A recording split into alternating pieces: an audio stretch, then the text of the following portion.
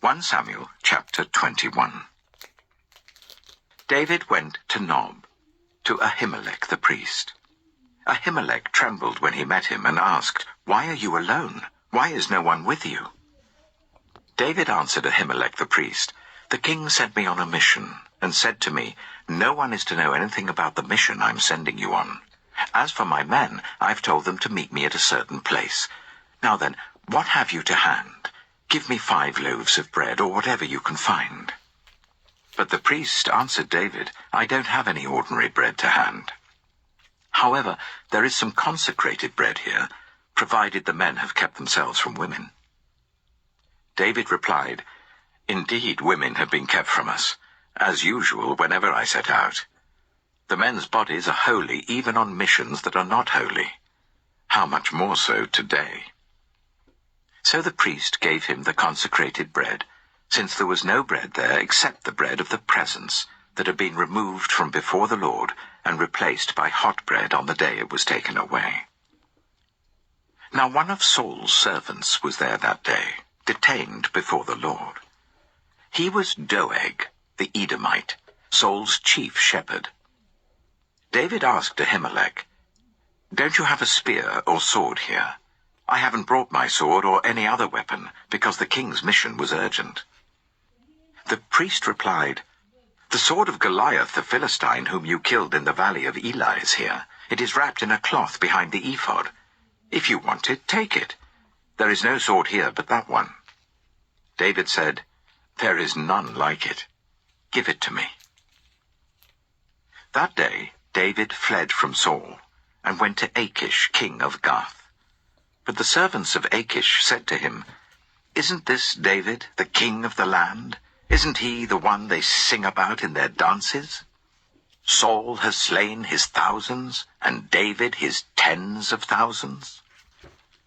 David took these words to heart, and was very much afraid of Achish, king of Gath. So he feigned insanity in their presence. And while he was in their hands, he acted like a madman, making marks on the doors of the gate and letting saliva run down his beard. Achish said to his servants, 'Look at the man, he's insane. Why bring him to me? Am I so short of madmen that you have to bring this fellow here to carry on like this in front of me? Must this man come into my house?' 1 Samuel chapter 22. David left Gath and escaped to the cave of Adullam. When his brothers and his father's household heard about it, they went down to him there. All those who were in distress or in debt or discontented gathered round him, and he became their commander. About 400 men were with him. From there David went to Mizpah in Moab, and said to the king of Moab, 'Would you let my father and mother come and stay with you until I learn what God will do for me?' So he left them with the king of Moab, and they stayed with him as long as David was in the stronghold. But the prophet Gad said to David, 'Do not stay in the stronghold. Go into the land of Judah.' So David left and went to the forest of Hereth. Now Saul heard that David and his men had been discovered, and Saul was seated, spear in hand, under the tamarisk tree on the hill at Gibeah, with all his officials standing at his side. He said to them, 'Listen, men of Benjamin. Will the son of Jesse give all of you fields and vineyards? Will he make all of you commanders of thousands and commanders of hundreds? Is that why you've all conspired against me? No one tells me when my son makes a covenant with the son of Jesse. None of you is concerned about me, or tells me that my son has incited my servant to lie in wait for me, as he does today.' But Doeg the Edomite, who was standing with Saul's officials, said, 'I saw the son of Jesse come to Ahimelech, son of Ahitub at Nob. Ahimelech inquired of the Lord for him. He also gave him provisions and the sword of Goliath the Philistine.' Then the king sent for the priest Ahimelech, son of Ahitub, and all the men of his family, who were the priests at Nob, and they all came to the king. Saul said, 'Listen now, son of Ahitub.' 'Yes, my lord,' he answered. Saul said to him, 'Why have you conspired against me, you and the son of Jesse, giving him bread and a sword, and inquiring of God for him, so that he has rebelled against me and lies in wait for me, as he does today?" Ahimelech answered the king, "Who of all your servants is as loyal as David, the king's son-in-law, captain of your bodyguard, and highly respected in your household? Was that day the first time I inquired of God for him? Of course not. Let not the king accuse your servant or any of his father's family, for your servant knows nothing at all about this whole affair." But the king said, "You shall surely die, Ahimelech, you and your whole family." Then the king ordered the guards at his side, "Turn and kill the priests of the Lord, because they too have sided with David. They knew he was fleeing, yet they did not tell me." But the king's officials were unwilling to raise a hand to strike the priests of the Lord. The king then ordered Doeg, "You turn and strike down the priests." So Doeg the Edomite turned and struck them down. That day he killed 85 men who wore the linen ephod. He also put to the sword Nob, the town of the priests, with its men and women, its children and infants, and its cattle, donkeys, and sheep. But one son of Ahimelech, son of Ahitub, named Abiathar, escaped and fled to join David. He told David that Saul had killed the priests of the Lord. Then David said to Abiathar, "That day, when Doeg the Edomite was there, I knew he would be sure to tell Saul. I am responsible for the death of your whole family. Stay with me. Don't be afraid. The man who wants to kill you is trying to kill me too. You will be safe with me." 1 Samuel chapter 23. When David was told, "Look, the Philistines are fighting against Keilah and are looting the threshing floors," he inquired of the Lord, saying, "Shall I go and attack these Philistines?" The Lord answered him, "Go, attack the Philistines, and save Keilah." But David's men said to him, "Here in Judah we are afraid. How much more then if we go to Keilah against the Philistine forces?" Once again David inquired of the Lord, and the Lord answered him, "Go down to Keilah, for I am going to give the Philistines into your hand."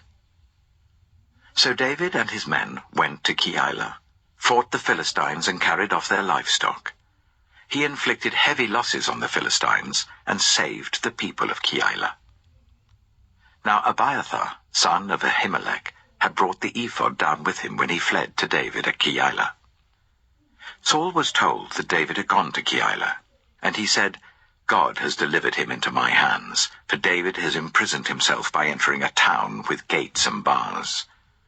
And Saul called up all his forces for battle, to go down to Keilah to besiege David with his men. When David learned that Saul was plotting against him, he said to Abiathar the priest, "Bring the ephod." David said, "Lord God of Israel, your servant has heard definitely that Saul plans to come to Keilah and destroy the town on account of me. Will the citizens of Keilah surrender me to him? Will Saul come down as your servant has heard? Lord God of Israel, tell your servant." And the Lord said, "He will." Again David asked, "Will the citizens of Keilah surrender me and my men to Saul?" And the Lord said, "They will." So David and his men, about 600 in number, left Keilah and kept moving from place to place. When Saul was told that David had escaped from Keilah, he did not go there. David stayed in the wilderness strongholds and in the hills of the desert of Ziph. Day after day Saul searched for him, but God did not give David into his hands. While David was at Horesh, in the desert of Ziph, he learned that Saul had come out to take his life, and Saul's son Jonathan went to David at Horesh and helped him to find strength in God. "Don't be afraid," he said. "My father Saul will not lay a hand on you. You shall be king over Israel, and I will be second to you. Even my father Saul knows this." The two of them made a covenant before the Lord. Then Jonathan went home, but David remained at Horesh.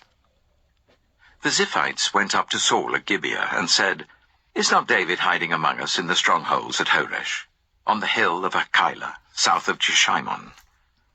Now, your majesty, come down whenever it pleases you to do so, and we will be responsible for giving him into your hands." Saul replied, "The Lord bless you for your concern for me. Go and get more information. Find out where David usually goes and who has seen him there. They tell me he's very crafty. Find out about all the hiding places he uses and come back to me with definite information. Then I will go with you. If he is in the area, I will track him down among all the clans of Judah." So they set out and went to Ziph, ahead of Saul. Now David and his men were in the desert of Maon, in the Arabah south of Jeshimon. Saul and his men began to search, and when David was told about it, he went down to the rock and stayed in the desert of Maon. When Saul heard this, he went into the desert of Maon in pursuit of David.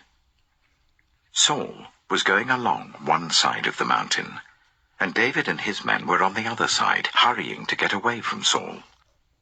As Saul and his forces were closing in on David and his men to capture them, a messenger came to Saul, saying, "Come quickly, the Philistines are raiding the land." Then Saul broke off his pursuit of David and went to meet the Philistines. That is why they call this place Selah Hammalakoth. And David went up from there and lived in the strongholds of En-gedi.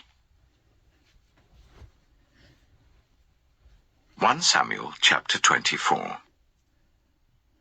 After Saul returned from pursuing the Philistines, he was told, "David is in the desert of En-gedi." So Saul took 3,000 able young men from all Israel and set out to look for David and his men near the crags of the wild goats. He came to the sheepfolds along the way. A cave was there, and Saul went in to relieve himself. David and his men were far back in the cave. The men said, "This is the day the Lord spoke of when he said to you, 'I will give your enemy into your hands for you to deal with as you wish.'" Then David crept up unnoticed and cut off a corner of Saul's robe. Afterwards, David was conscience-stricken for having cut off a corner of his robe. He said to his men, "The Lord forbid that I should do such a thing to my master, the Lord's anointed, or lay my hand on him. For he is the anointed of the Lord." With these words David sharply rebuked his men, and did not allow them to attack Saul. And Saul left the cave and went his way. Then David went out of the cave and called out to Saul, "My lord the king." When Saul looked behind him, David bowed down and prostrated himself with his face to the ground. He said to Saul, "Why do you listen when men say, 'David is bent on harming you'? This day you have seen with your own eyes how the Lord gave you into my hands in the cave. Some urged me to kill you, but I spared you. I said, 'I will not lay my hand on my Lord because he is the Lord's anointed.' See, my father, look at this piece of your robe in my hand. I cut off the corner of your robe, but did not kill you. See that there is nothing in my hand to indicate that I'm guilty of wrongdoing or rebellion. I have not wronged you, but you are hunting me down to take my life. May the Lord judge between you and me, and may the Lord avenge the wrongs you have done to me, but my hand will not touch you. As the old saying goes, from evildoers come evil deeds, so my hand will not touch you. Against whom has the king of Israel come out? Who are you pursuing? A dead dog? A flea? May the Lord be our judge and decide between us. May he consider my cause and uphold it. May he vindicate me by delivering me from your hand."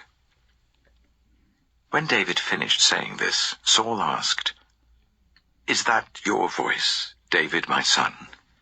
And he wept aloud. "You are more righteous than I," he said. "You have treated me well, but I have treated you badly. You have just now told me about the good you did to me. The Lord gave me into your hands, but you did not kill me. When a man finds his enemy, does he let him get away unharmed? May the Lord reward you well for the way you've treated me today. I know that you will surely be king, and that the kingdom of Israel will be established in your hands.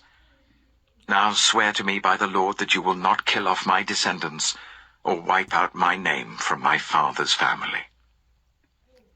So David gave his oath to Saul. Then Saul returned home, but David and his men went up to the stronghold. 1 Samuel chapter 25. Now Samuel died, and all Israel assembled and mourned for him, and they buried him at his home in Ramah. Then David moved down into the desert of Paran. A certain man in Maon, who had property there at Carmel, was very wealthy. He had 1,000 goats and 3,000 sheep, which he was shearing in Carmel. His name was Nabal, and his wife's name was Abigail. She was an intelligent and beautiful woman, but her husband was surly and mean in his dealings. He was a Calebite. While David was in the wilderness, he heard that Nabal was shearing sheep. So he sent 10 young men and said to them, "Go up to Nabal at Carmel and greet him in my name. Say to him, 'Long life to you, good health to you and your household, and good health to all that is yours. Now I hear that it is sheep shearing time. When your shepherds were with us, we did not ill-treat them, and the whole time they were at Carmel, nothing of theirs was missing. Ask your own servants, and they will tell you. Therefore be favorable towards my men, since we come at a festive time. Please give your servants and your son David whatever you can find for them." When David's men arrived, they gave Nabal this message in David's name. Then they waited. Nabal answered David's servant, "Who is this David? Who is this son of Jesse? Many servants are breaking away from their masters these days. Why should I take my bread and water and the meat I've slaughtered for my shearers and give it to men coming from who knows where?" David's men turned round and went back. When they arrived, they reported every word. David said to his men, "Each of you strap on your sword." So they did, and David strapped his on as well. About 400 men went up with David, while 200 stayed with the supplies. One of the servants told Abigail, Nabal's wife, "David sent messengers from the wilderness to give our master his greetings, but he hurled insults at them. Yet these men were very good to us. They did not ill-treat us, and the whole time we were out in the fields near them, nothing was missing. Night and day, they were a wall around us the whole time we were herding our sheep near them. Now think it over and see what you can do, because disaster is hanging over our master and his whole household. He is such a wicked man that no one can talk to him." Abigail acted quickly. She took 200 loaves of bread, 2 skins of wine, 5 dressed sheep, 5 seahs of roasted grain, 100 cakes of raisins, and 200 cakes of pressed figs, and loaded them on donkeys. Then she told her servants, "Go on ahead, I'll follow you." But she did not tell her husband Nabal. As she came riding on her donkey into a mountain ravine, there were David and his men descending towards her, and she met them. David had just said, "It's been useless, all my watching over this fellow's property in the wilderness, so that nothing of his was missing. He has paid me back evil for good. May God deal with David, be it ever so severely, if by morning I leave alive 1 male of all who belong to him." When Abigail saw David, she quickly got off her donkey and bowed down before David with her face to the ground. She fell at his feet and said, "Pardon your servant, my lord, and let me speak to you. Hear what your servant has to say. Please pay no attention, my lord, to that wicked man Nabal. He is just like his name. His name means fool, and folly goes with him. As for me, your servant, I did not see the men my lord sent. And now, my lord, as surely as the Lord your God lives, and as you live, since the Lord has kept you from bloodshed and from avenging yourself with your own hands, may your enemies and all who are intent on harming my lord be like Nabal. And let this gift which your servant has brought to my lord be given to the men who follow you. Please forgive your servant's presumption. The Lord your God will certainly make a lasting dynasty for my lord, because you fight the Lord's battles, and no wrongdoing will be found in you as long as you live. Even though someone is pursuing you to take your life, the life of my lord will be bound securely in the bundle of the living by the Lord your God. But the lives of your enemies he will hurl away as from the pocket of a sling. When the Lord has fulfilled for my lord every good thing he promised concerning him, and has appointed him ruler over Israel, my lord will not have on his conscience the staggering burden of needless bloodshed, or of having avenged himself. And when the Lord your God has brought my lord success, remember your servant." David said to Abigail, "Praise be to the Lord, the God of Israel, who has sent you today to meet me. May you be blessed for your good judgment, and for keeping me from bloodshed this day, and from avenging myself with my own hands. Otherwise, as surely as the Lord, the God of Israel, lives, who has kept me from harming you, if you had not come quickly to meet me, not one male belonging to Nabal would have been left alive by daybreak." Then David accepted from her hand what she had brought to him, and said, "Go home in peace. I have heard your words and granted your request." When Abigail went to Nabal, he was in the house holding a banquet like that of a king. He was in high spirits and very drunk. So she told him nothing at all until daybreak. Then, in the morning, when Nabal was sober, his wife told him all these things, and his heart failed him, and he became like a stone. About 10 days later, the Lord struck Nabal, and he died. When David heard that Nabal was dead, he said, "Praise be to the Lord, who has upheld my cause against Nabal for treating me with contempt. He has kept his servant from doing wrong, and has brought Nabal's wrongdoing down on his own head." Then David sent word to Abigail, asking her to become his wife. His servants went to Carmel and said to Abigail, "David has sent us to you to take you to become his wife." She bowed down with her face to the ground and said, "I am your servant, and am ready to serve you and wash the feet of my lord's servants." Abigail quickly got on a donkey, and attended by her 5 female servants, went with David's messengers and became his wife. David had also married Ahinoam of Jezreel, and they were both his wives. But Saul had given his daughter Michal, David's wife, to Paltiel, son of Laish, who was from Galim.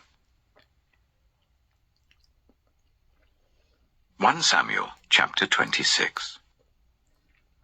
The Ziphites went to Saul at Gibeah, and said, "Is not David hiding on the hill of Hachilah, which faces Jeshimon?" So Saul went down to the desert of Ziph with his 3,000 select Israelite troops to search there for David. Saul made his camp beside the road on the hill of Hachilah facing Jeshimon, but David stayed in the wilderness. When he saw that Saul had followed him there, he sent out scouts and learned that Saul had definitely arrived. Then David set out and went to the place where Saul had camped. He saw where Saul and Abner, son of Ner, the commander of the army, had lain down. Saul was lying inside the camp, with the army camped around him. David then asked Ahimelech the Hittite and Abishai, son of Zeruiah, Joab's brother, "Who will go down into the camp with me to Saul?" "I'll go with you," said Abishai. So David and Abishai went to the army by night, and there was Saul, lying asleep inside the camp with his spear stuck in the ground near his head. Abner and the soldiers were lying round him. Abishai said to David, "Today God has given your enemy into your hands. Now let me pin him to the ground with one thrust of the spear. I won't strike him twice." But David said to Abishai, "Don't destroy him. Who can lay a hand on the Lord's anointed and be guiltless? "As surely as the Lord lives," he said, "the Lord himself will strike him, or his time will come and he will die, or he will go into battle and perish. But the Lord forbid that I should lay a hand on the Lord's anointed. Now get the spear and water jug that are near his head, and let's go." So David took the spear and water jug near Saul's head, and they left. No one saw or knew about it, nor did anyone wake up. They were all sleeping, because the Lord had put them into a deep sleep. Then David crossed over to the other side and stood on top of the hill some distance away. There was a wide space between them. He called out to the army and to Abner, son of Ner, "Aren't you going to answer me, Abner?" Abner replied, "Who are you who calls to the king?" David said, "You're a man, aren't you? And who is like you in Israel? Why didn't you guard your lord the king? Someone came to destroy your lord the king. What you have done is not good. As surely as the Lord lives, you and your men must die, because you did not guard your master, the Lord's anointed. Look around you. Where are the king's spear and water jug that were near his head?" Saul recognized David's voice and said, "Is that your voice, David, my son?" David replied, "Yes, it is, my lord the king." And he added, "Why is my lord pursuing his servant? What have I done, and what wrong am I guilty of? Now let my lord the king listen to his servant's words. If the Lord has incited you against me, then may he accept an offering. If, however, people have done it, may they be cursed before the Lord. They have driven me today from my share in the Lord's inheritance, and have said, 'Go serve other gods.' Now do not let my blood fall to the ground far from the presence of the Lord.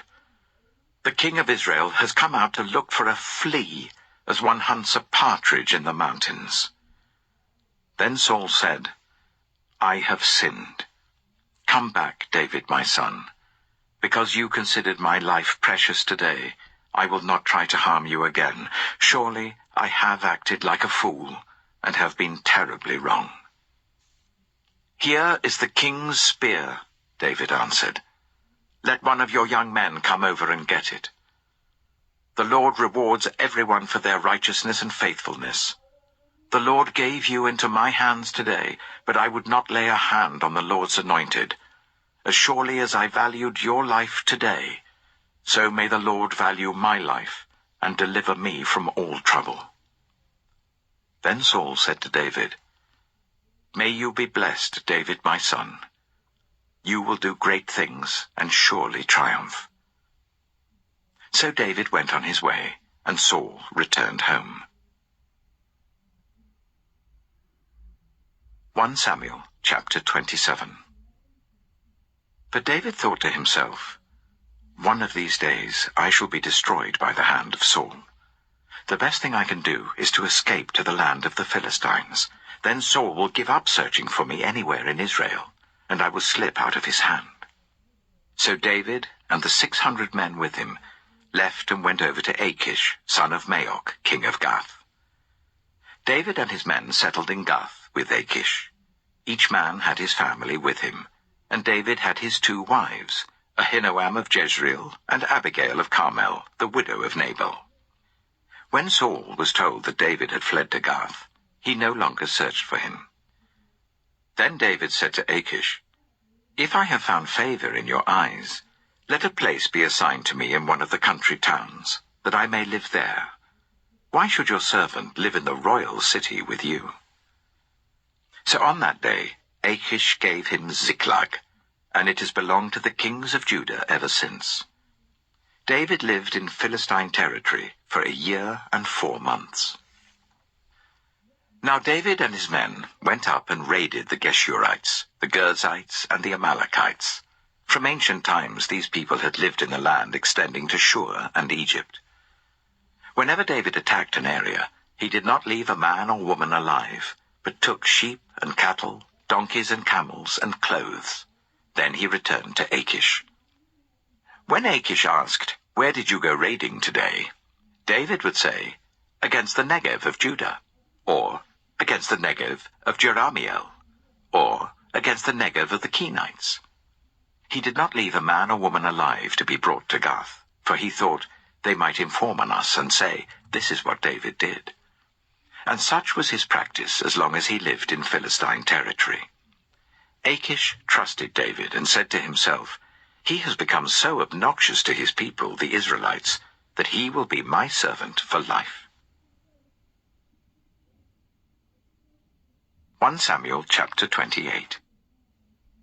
In those days, the Philistines gathered their forces to fight against Israel. Achish said to David, "You must understand that you and your men will accompany me in the army." David said, "Then you will see for yourself what your servant can do." Achish replied, "Very well. I will make you my bodyguard for life." Now Samuel was dead, and all Israel had mourned for him and buried him in his own town of Ramah. Saul had expelled the mediums and spiritists from the land. The Philistines assembled and came up and set up camp at Shunem, while Saul gathered all Israel and set up camp at Gilboa. When Saul saw the Philistine army, he was afraid. Terror filled his heart. He inquired of the Lord, but the Lord did not answer him by dreams or Urim or prophets. Saul then said to his attendants, "Find me a woman who is a medium, so that I may go and inquire of her." "There is one in Endor," they said. So Saul disguised himself, putting on other clothes, and at night he and 2 men went to the woman. "Consult a spirit for me," he said, "and bring up for me the one I name." But the woman said to him, "Surely you know what Saul has done. He has cut off the mediums and spiritists from the land. Why have you set a trap for my life to bring about my death?" Saul swore to her by the Lord, "As surely as the Lord lives, you will not be punished for this." Then the woman asked, "Whom shall I bring up for you?" "Bring up Samuel," he said. When the woman saw Samuel, she cried out at the top of her voice and said to Saul, "Why have you deceived me? You are Saul." The king said to her, "Don't be afraid. What do you see?" The woman said, "I see a ghostly figure coming up out of the earth." "What does he look like?" he asked. "An old man wearing a robe is coming up," she said. Then Saul knew it was Samuel, and he bowed down and prostrated himself with his face to the ground. Samuel said to Saul, "Why have you disturbed me by bringing me up?" "I am in great distress," Saul said. "The Philistines are fighting against me, and God has departed from me. He no longer answers me either by prophets or by dreams. So I have called on you to tell me what to do." Samuel said, "Why do you consult me, now that the Lord has departed from you and become your enemy? The Lord has done what he predicted through me. The Lord has torn the kingdom out of your hands and given it to one of your neighbors, to David. Because you did not obey the Lord or carry out his fierce wrath against the Amalekites, the Lord has done this to you today. The Lord will deliver both Israel and you into the hands of the Philistines, and tomorrow you and your sons will be with me. The Lord will also give the army of Israel into the hands of the Philistines." Immediately Saul fell full length on the ground, filled with fear because of Samuel's words. His strength was gone, for he had eaten nothing all that day and all that night. When the woman came to Saul and saw that he was greatly shaken, she said, "Look, your servant has obeyed you. I took my life in my hands and did what you told me to do. Now please listen to your servant, and let me give you some food, so that you may eat and have the strength to go on your way." He refused and said, "I will not eat." But his men joined with the woman in urging him, and he listened to them. He got up from the ground and sat on the couch. The woman had a fattened calf at the house, which she slaughtered at once. She took some flour, kneaded it, and baked bread without yeast. Then she set it before Saul and his men, and they ate. That same night they got up and left. 1 Samuel chapter 29. The Philistines gathered all their forces at Aphek, and Israel camped by the spring in Jezreel. As the Philistine rulers marched with their units of hundreds and thousands, David and his men were marching at the rear with Achish. The commanders of the Philistines asked, "What about these Hebrews?" Achish replied, "Is this not David, who was an officer of Saul, king of Israel? He has already been with me for over a year, and from the day he left Saul until now, I have found no fault in him." But the Philistine commanders were angry with Achish and said, "Send the man back, that he may return to the place you assigned him. He must not go with us into battle, or he will turn against us during the fighting. How better could he regain his master's favor than by taking the heads of our own men? Isn't this the David they sang about in their dances? Saul has slain his thousands, and David his tens of thousands." So Achish called David and said to him, "As surely as the Lord lives, you have been reliable, and I would be pleased for you to serve with me in the army. From the day you came to me until today, I have found no fault in you, but the rulers don't approve of you. Now turn back and go in peace. Do nothing to displease the Philistine rulers." "But what have I done?" asked David. "What have you found against your servant from the day I came to you until now? Why can't I go and fight against the enemies of my lord the king?" Achish answered, "I know that you have been as pleasing in my eyes as an angel of God. Nevertheless, the Philistine commanders have said, 'He must not go up with us into battle.' Now get up early, along with your master's servants who have come with you, and leave in the morning as soon as it is light." So David and his men got up early in the morning to go back to the land of the Philistines, and the Philistines went up to Jezreel. 1 Samuel chapter 30. David and his men reached Ziklag on the third day. Now the Amalekites had raided the Negev and Ziklag. They had attacked Ziklag and burned it, and had taken captive the women and everyone else in it, both young and old. They killed none of them, but carried them off as they went on their way.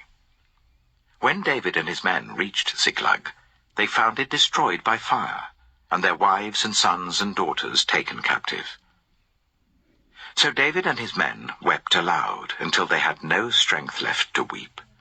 David's 2 wives had been captured, Ahinoam of Jezreel and Abigail, the widow of Nabal of Carmel. David was greatly distressed because the men were talking of stoning him. Each one was bitter in spirit because of his sons and daughters. But David found strength in the Lord his God. Then David said to Abiathar the priest, the son of Ahimelech, "Bring me the ephod." Abiathar brought it to him, and David inquired of the Lord, "Shall I pursue this raiding party? Will I overtake them?" "Pursue them," he answered. "You will certainly overtake them and succeed in the rescue." David and 600 men with him came to the Bezor valley, where some stayed behind. 200 of them were too exhausted to cross the valley, but David and the other 400 continued the pursuit. They found an Egyptian in a field and brought him to David. They gave him water to drink and food to eat, part of a cake of pressed figs and 2 cakes of raisins. He ate and was revived, for he had not eaten any food or drunk any water for 3 days and 3 nights. David asked him, "Who do you belong to? Where do you come from?" He said, "I am an Egyptian, the slave of an Amalekite. My master abandoned me when I became ill 3 days ago. We raided the Negev of the Kirithites, some territory belonging to Judah, and the Negev of Caleb, and we burned Ziklag." David asked him, "Can you lead me down to this raiding party?" He said, "Swear to me before God that you will not kill me or hand me over to my master, and I will take you down to them." He led David down, and there they were, scattered over the countryside, eating, drinking, and reveling because of the great amount of plunder they had taken from the land of the Philistines and from Judah. David fought them from dusk until the evening of the next day, and none of them got away except 400 young men who rode off on camels and fled. David recovered everything the Amalekites had taken, including his 2 wives. Nothing was missing. Young or old, boy or girl, plunder or anything else they had taken, David brought everything back. He took all the flocks and herds, and his men drove them ahead of the other livestock, saying, "This is David's plunder."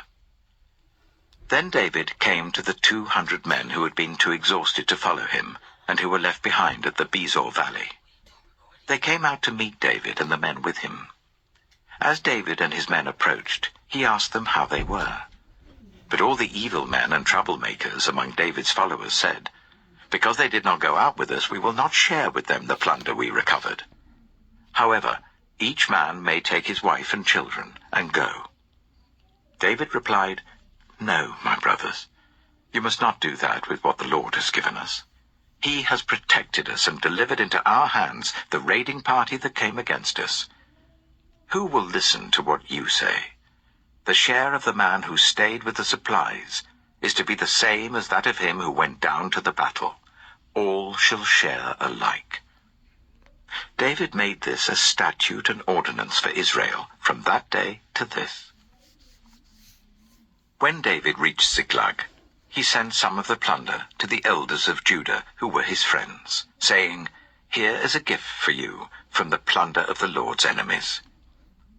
David sent it to those who were in Bethel, Ramoth Negev, and Yattah, to those in Aroah, Siphmoth, and Eshtemoa, and Rachal, to those in the towns of the Jerahmeelites and the Kenites, to those in Hormah, Bor-Ashan, Athak, and Hebron, and to those in all the other places where he and his men had roamed.